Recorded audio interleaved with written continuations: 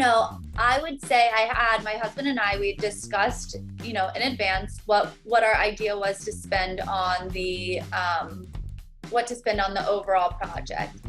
And we kept it, getting your contractor number in, those are always the most important, getting your biggest numbers in. Once we had those in, we had a better understanding of, okay, we can spend X amount on the marble for the bathroom and bedroom. I'm sorry, the kitchen. But things like the light fixtures and, the mirrors, I sort of went, I would say I went a little bit more high end on those because I see them every day.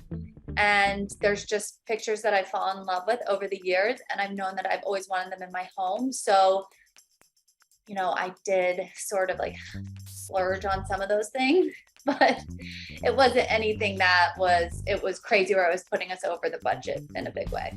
Be sure to subscribe to KBB's YouTube channel and click the like button on our videos. You can also subscribe to the From the Tap podcasts on such apps as Apple, Spotify, Pandora, and Google Podcasts.